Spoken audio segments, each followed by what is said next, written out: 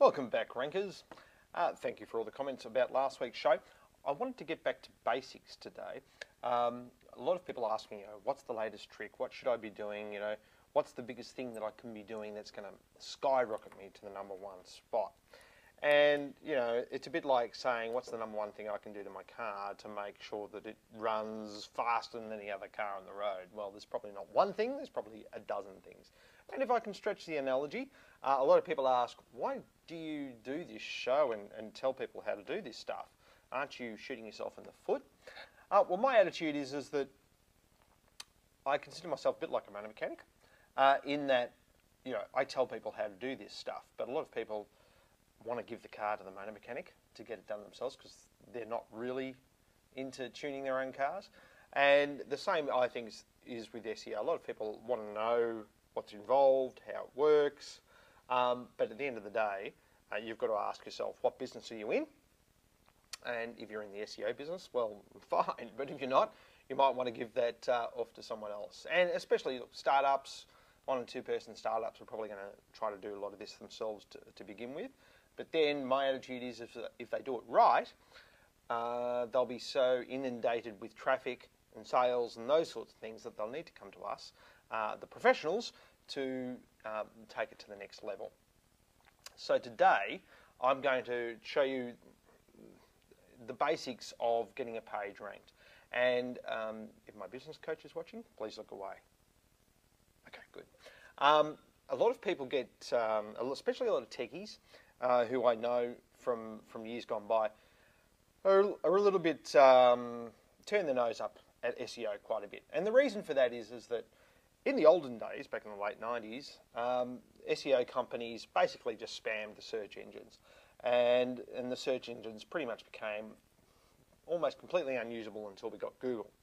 And the reason for that was that they just managed to get a lot of irrelevant sites to the number one spot for searches. And of course, people just stopped using those sorts of search engines. And so there's been a sort of a disdainful view of SEO companies since then. However, what I always say to people is, look, all you're doing with SEO is making sure that the search engines understand what your web page is about. Okay, so you can either choose to take control of that, or you can be Google's bitch and let Google decide how it will, if at all, display your web pages. So that's what SEO is all about. Don't be Google's bitch. All right, let's have a look at one that we prepared earlier.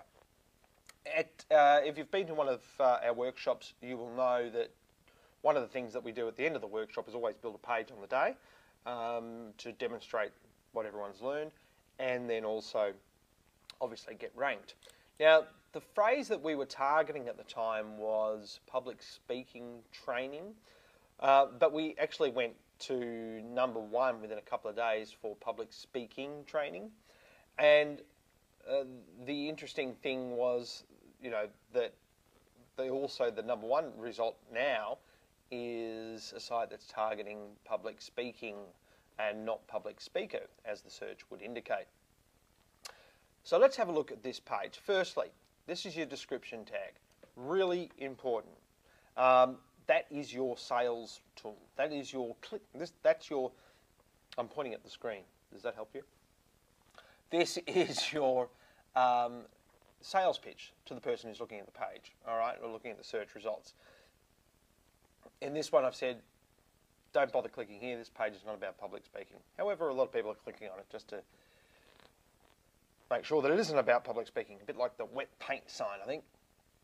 So I'm telling people, look, this isn't about public speaking training. A lot of the times you'll see, I'll put our phone number in there, our office line. Okay, but you can see in here in the description tag, we've got public speaking training in there, and we've got public speaking training there. Now, I'm not advocating that people overdo these things. It's about thinking about the humans first. If a human's looking at this, are they going to click? Well, hopefully not in this case. But think about the search engine second, not first. Then up here, you'll see we've got it in this is our page title up here. A lot of people just leave their page titles with their web address or whatever else. But you will see that the sites that are ranking in the top 10 are not leaving it to chance. They've all got public speaking related page titles. So, and then down here you will see the actual web address. We've got the phrase public speaking training in it as well. All right. So all of those things have to tell the search engine something about the page. They're telling the search engines that this page is pretty relevant to that phrase public speaking training. Then we go to the site, or the page itself that's ranking.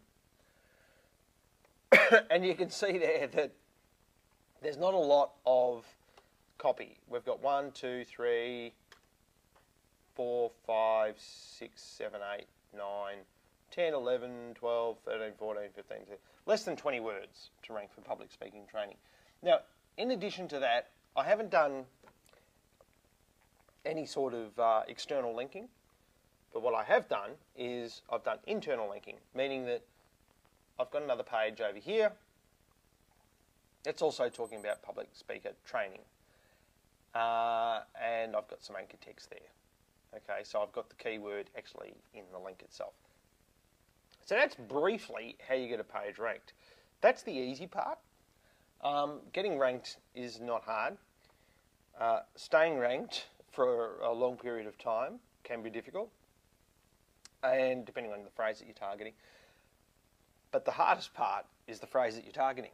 What should you be targeting? What keyword should you be targeting? And this is where you will find a lot of books on SEO and certainly online courses about SEO and that sort of thing will neglect. They won't get into the actual keyword analysis part of it, which is the most important part and which you as a business owner should be focusing on. Now, if you expect your web developer to do these things, unfortunately, it really isn't in their suite of expertise, because your web developer should be building you a robust, usable site. Okay, SEO is something different. It's a bit like expecting, if I can use some analogies again, it's a bit like expecting your electrician to build your house. Okay, web developer's the builder, SEO guy's the electrician. Okay, so that's the difference if you need a difference. Which is why we work with a number of web development companies. We work currently with about 6 different web development companies. So if you are happy with your web developer and you want them to handle your SEO, get them to talk to us, because we've got affiliate programs for the web developer that we can work in and dovetail with the work the web developer's doing to make sure your site ranks #1. And we're finding that we're getting more and more web development companies coming to us for that. So if you are a web developer, or if you want your web developer to start ranking your site, get them to contact us. So that's basically how you rank a page, and it doesn't get any more difficult than that. The differences are that the more difficult the phrase, then the harder it is going to be able to rank, obviously, and you'll need to start getting external links, because as we've said before, every site that links back to yours is like a vote for your site. It's the only way that the search engines can gauge these things. But that, in a nutshell, is it. It's not hard. There's just a lot of other things that you will need to do around that if you're in a competitive space. Obviously, public speaker training is not a competitive phrase. But there are a lot of other phrases, of course, that are. Having said that, Google tells us that 20% of the phrases that are typed into the search engine are new every day. So there's a lot of scope for ranking. And we'll see you next week. Thanks very much.